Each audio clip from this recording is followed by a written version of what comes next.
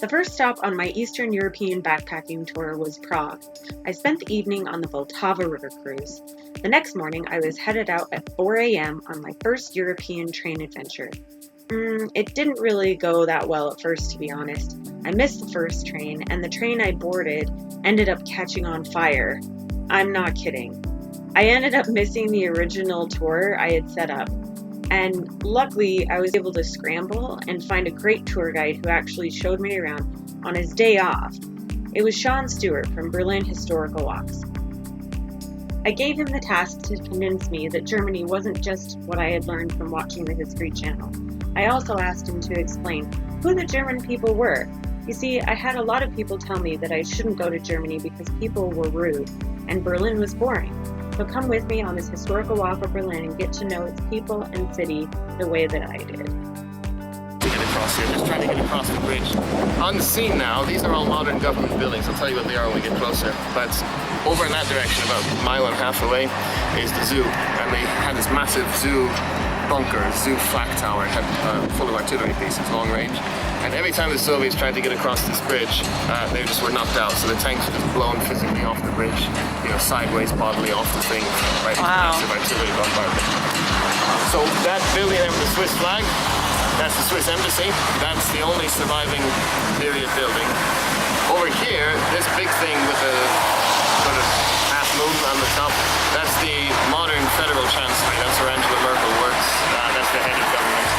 There used to be the interior ministry there, a big, heavy Prussian building. So there was a lot of fighting in that building, in the opera house on the other side, and in the Swiss embassy to get through this last wall of resistance to get to the Reichstag, which was Stalin's target. So these parts of Germany here became part of Poland. So Germany was truncated. This became part of the Soviet Union, still is part of Russia today. And we're here in Berlin. So this part here is the DDR. That's East Germany, communist state.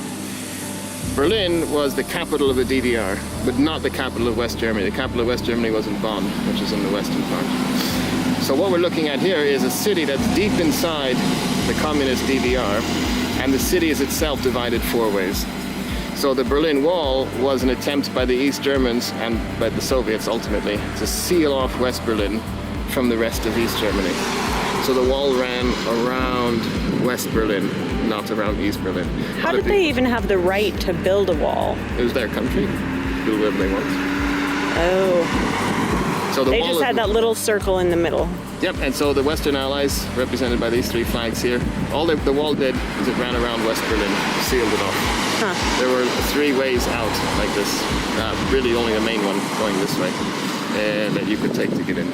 That's Checkpoint Charlie? Checkpoint Charlie is one of many checkpoints. We'll see that if you like. Oh, okay. So that's basically what happened. Spotted Dutch communist coming out. Right. Now this guy was a little bit crazy. He said he started the fire with a book of matches and the shirt on his back. He was still wearing the shirt on his back. Oh, so he was a little bit deranged. Yeah.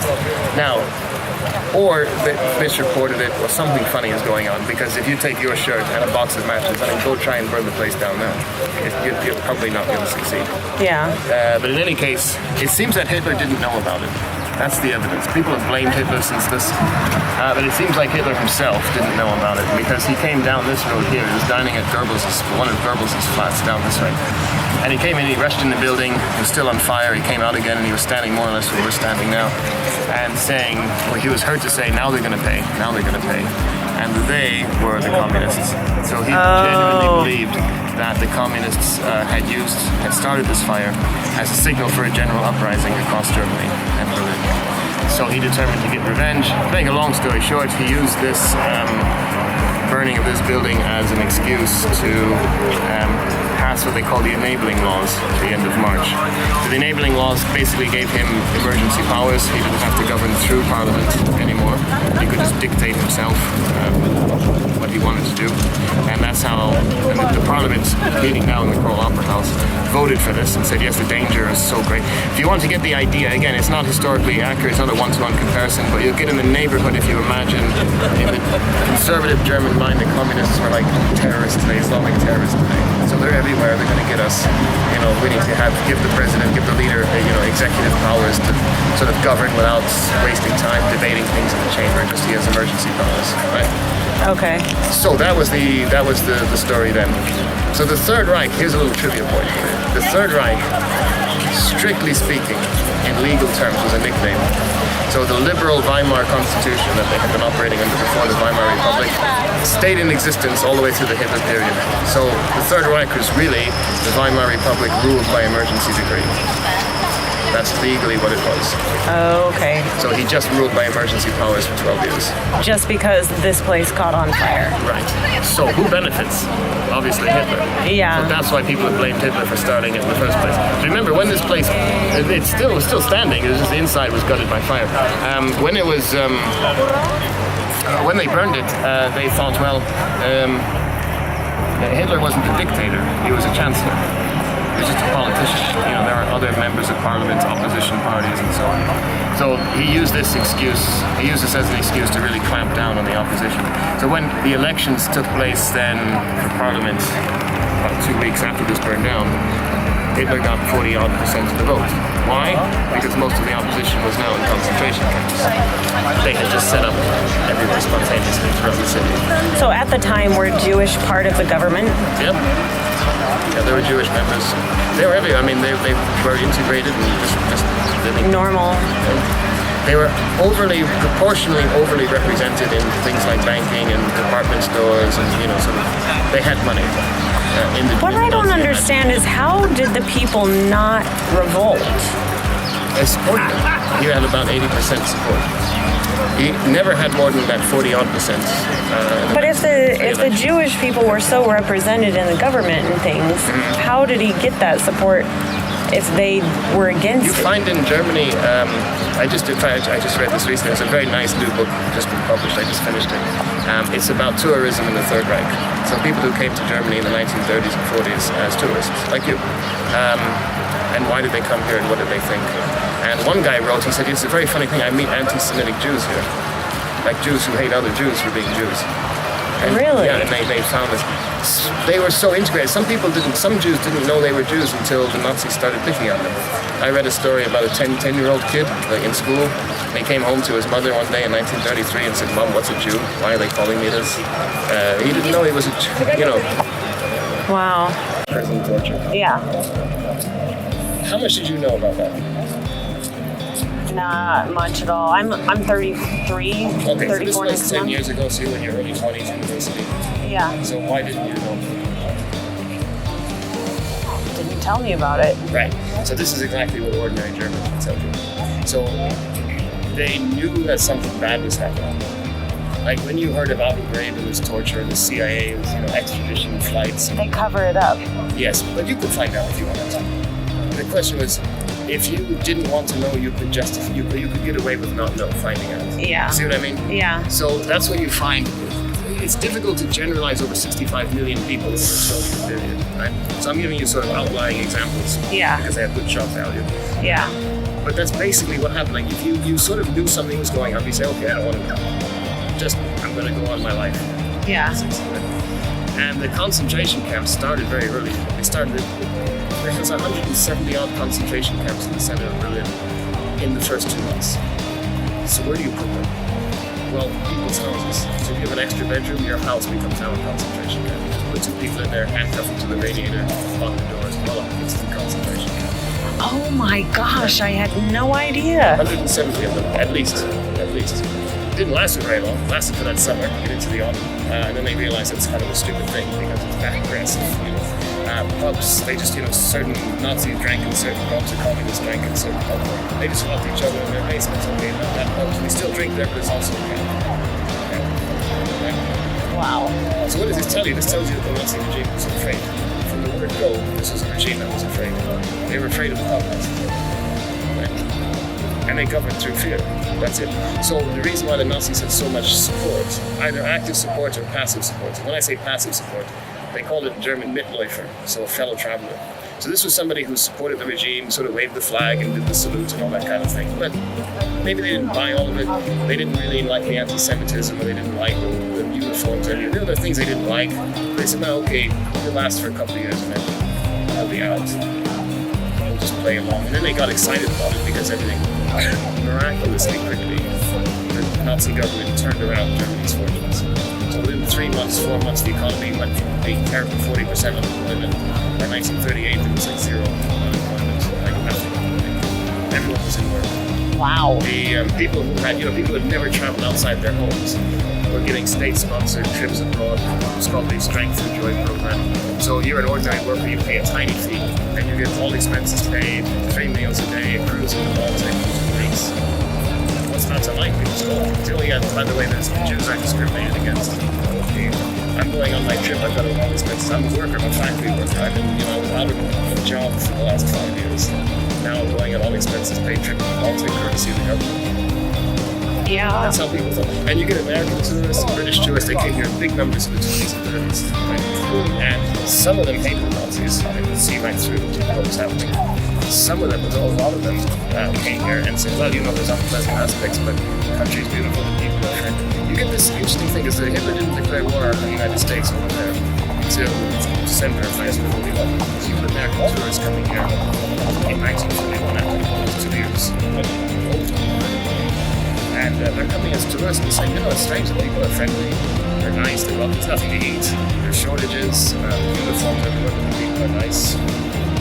It's just like things that just are totally against your perception. Yeah, of what's on the History Channel. Exactly, and the History Channel is a double-edged sword because it gets people interested, but it so badly under and misinforms them. They're getting interested in a very simplistic, one-sided story. Oh, okay. So it's an abstract piece of art. The sculptor wrote and said that he doesn't want to tell anybody what it means. It's just up to you to decide. As long as you're talking about it, it's good. So for that reason, I will give you my interpretation of what it means. Okay. To help you through it. So it is an abstract sculpture. As far as factual information is concerned, it is 2,711 blocks here. They were colored, the color of human ash, according to the information I've seen. And they're also free of graffiti. Now, Europe is a graffiti-loving continent. Yeah. And so it's not free of graffiti out of respect. It's free of graffiti because they've sprayed it with anti-graffiti spray. So anybody who sprays anything on you can swipe it off. Now, the company who made that, it was discovered they were spraying it. The company who made that spray also made Zyklon B, which killed the Jews in the gas chambers in Auschwitz in World War II. They didn't realize that until they got about halfway through spraying it and then did some research and thought, well, now what do we do? So they had a debate about it and they decided that, in the end, any company that did business here in the 30s and 40s has a Nazi past. Right? You can't escape it. I'll show you an interesting picture in a minute about this. And so the company agreed to finish the job for free and to maintain it, to sort of, as a sort of apology, as it were. Now, in terms of what it means, I think it's a reflection on what it feels like to be part of a persecuted minority. So the first thing you do when you go in here, you'll notice that when you get past the initial struggles, it's impossible to walk side by side with anybody. You have to walk single file. So this is a journey that has to be taken alone. Even if you're with somebody, you're basically alone. The second thing is the contrast between the feeling you get inside and the reality. So when you get inside, it feels claustrophobic, right? Just like being persecuted, it feels claustrophobic, you can't escape. But if you notice how it's laid out, no matter where you are inside this complex, somebody on the outside can see you. There's nowhere to hide inside here. Somebody can see you. Oh, that's so creepy. So you get simultaneous claustrophobia and all these other scenarios from some point. Third thing is the fact that when you see these people here going down, the land dips. And this is very abstract, but you could make the argument that the low stones here reflect casual racism. Just laughing at a sort of off-colored joke, looking the other way. But if you continue on that path, you'll very quickly be in over your head, and you won't be able to control it. And it'll happen very swiftly. And you go from, oh, no problem, lighten up, to, oh, just right it over your head. Too late now, right? That's very poignant for America, especially. And one of the points behind this monument, I think, is a nice saying I like. It's beware the beginnings.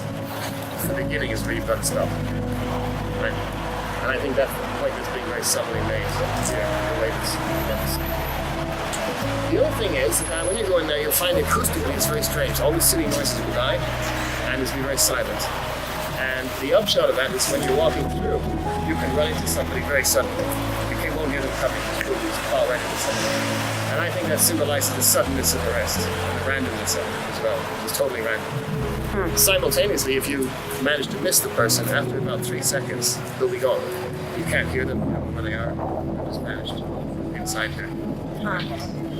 So you put all that together and you have a sort of metaphor for what it's like to be, psychologically, what it's like to be in a society that oppresses you. For who you are, not for some crime that you.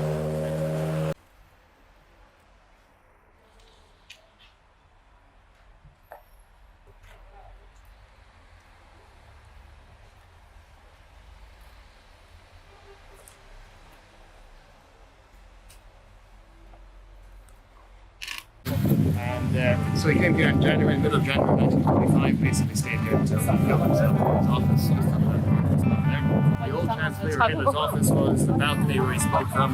That was on the other side of the street here. Here we have the Ministry of Propaganda. This is Wilhelmstrasse. We'll see it in a minute. Basically the heart of Third Reich government. And so they built this thing here for him as a bomb shelter. Now what's interesting about this to me is not so much the suicide. So he killed himself, the story is relatively well known. The Soviets came in, identified the body and so on. What's interesting is what happened after that. So what they did is they locked the bunker, and then this was a whole, everything you see here, nothing was here for decades. This was a wasteland. And people had forgotten about it officially, right? Until we get to the early mid-80s, and the Berlin Wall ran just over there. So just where that line of trees is, that's West Berlin. So we're just behind the secure zone here. And the East German government decided to create a propaganda message and deliver it to the West. And the propaganda message was very simple, that life in the communist East was much better than in the West. So over on that side, there was nothing. Some drug addicts, draft dodgers, people just hanging groupies, people looking over the wall, gawking at what's going on. Here, the East German government built these top-of-the-range flats for the elite. And the message was simple. If you're standing over there in the West and looking into the East, you can see how much better everything is. So you get your flat provided for you, you've got a job for life, you've got money. You see how much better it is over here? You don't have to... Same type of propaganda that the Nazis used. Exactly. But as they were building this, they discovered the bunker. So if you dug down, you could, in theory, read something from that time period. Now, after the wall fell, so by the way, when people moved in here during the Cold War, only the most trusted members of society could live here. So athletes, film stars, possibly members of the government, because the wall is just there, so you can't have them signaling to each other. So only people with a big investment in the regime, the true believers as it were, got these flats. Now when the wall fell, Brandenburg Gate is just there. These people now occupy prime real estate in the center of the major European capital. So these communist true believers suddenly became capitalist millionaires overnight. Wow. Because they just inherited these flats for theirs, given to them for free by the East German government. It was a little bit more complex than that. They given to them, they were issued with them, but they got to keep them when the wall fell. So this is one of these classic Berlin stories of like twists and turns and unexpected consequences and random things. So now these two people here have the oddest parking spot in the world. And up until 2006, there was no sign here. Nobody came here. I found it on my own 20 years ago, just using old maps, aerial maps and so on. So I think this might be the place. And then more and more research was done and they found exactly where the bunker was. Wow. In 2006, they put this information site. So 2006 is the first time the site's been officially acknowledged since the time of Hitler that this was the place of the bunker.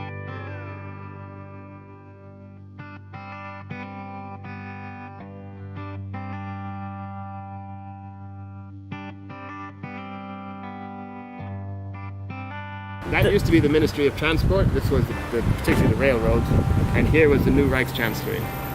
When I first came to Berlin, this was a bombed-out ruin that was boarded up, and they just opened up, they cleaned it up. You can still see the shell holes, the hell holes in the wall. Oh yeah. And just over here as well. So they've cleaned up a lot of it. But this building housed the Rail Transport Administration. So this is where the trains to Auschwitz were all scheduled from, the ones that brought people to the death camps. And also bringing soldiers to the Eastern Front, and just ordinary passenger trains. So they all administered it from that building. Now, whether you'd like to buy your suit from that building... Wilhelmstrasse. That's Hitler's bunker. Oh, okay. Delete this building. Delete this building. This used to be one giant square, Okay. right? Which is this here. Okay. So Hitler's balcony, where he gave the speeches from, is just where that ice cream cone is now. So this is where we were standing, basically. This over here is the old chancellery. It makes a sort of view. It's an old 18th century mansion. This is where Hitler lived and had his office. So his first balcony was here. This was sort of the new and improved one here. And you see it's gone. Nothing, not one trace. Yeah. Looking down that street this way, you see this. So this is the Foreign Ministry. This is the old Reich Chancellery here. And it used to be a nice aristocratic looking road. Yeah. And now East German paradise. SS headquarters was here, and the Reich Security main office was here. So this is the place where the whole Nazi terror administration was run from, secret police and SS. That's Gestapo headquarters. That's on the far end, just there. And it was built as an art school in the 19th century. So it was just normal cellars of the building. They just repurposed everything. The RSHA headquarters, Reich Security main office, was a mansion. So here they've reconstructed it. So we're standing here. These are the buildings that are all gone. So this one's That's the German one. German. That's a foot taller than I forget the meter. the French. A couple of feet. It's a little bit taller. And this was Calvinist. Yeah. And the original building is that low one there on the left. This one was added later. Ah, okay. And the ensemble is linked with the concert hall and the statue of Schiller. It's great romantic because we talk about Germans being a passionate people. Uh-huh. So this is a statue to Schiller, the Ode to Joy, which no Frenchman could have written in that time period. If you read the actual words to the Ode to Joy, it's very romantic and very individualistic. And it's about the blessings and joy. So all mankind are brothers if they're touched by the wings of joy. It doesn't sound very German, but there you go. That's how the Germans conceive of themselves, as these romantic, spiritual individuals and so on. You could say that this is the upside of immigration and the way that immigration can change a society. Because again, we come here now, this is an iconic Berlin landscape. This is considered by some people to be the most beautiful square in Berlin. Not by me, but by some people it is. Yeah. And if you don't know who built it or why, it's just a part of the Berlin landscape. But That's really interesting that the two churches funded each other. Yeah, so it's tolerance, it's immigration. But if you consider this, as many people do, to be a classic Berlin landscape, you'll have trouble remembering that before these were built, there wasn't this, it was more monocultural. Yeah. It doesn't look multicultural. So you're saying that the building this was akin to building and tolerance and acceptance. Be like building a mosque. Exactly. Sean convinced me, like all of us, we don't want to be remembered for our past. Germany and its people have been through a lot over the years. They are inclusive, kind, passionate, and as he said, serious about being funny. I can't wait to go back to Germany and spend more than just 12 hours exploring. Have you been to Germany? What was your favorite thing to see? Let me know in the comments below. As always, happy travels, and see you on the flip side.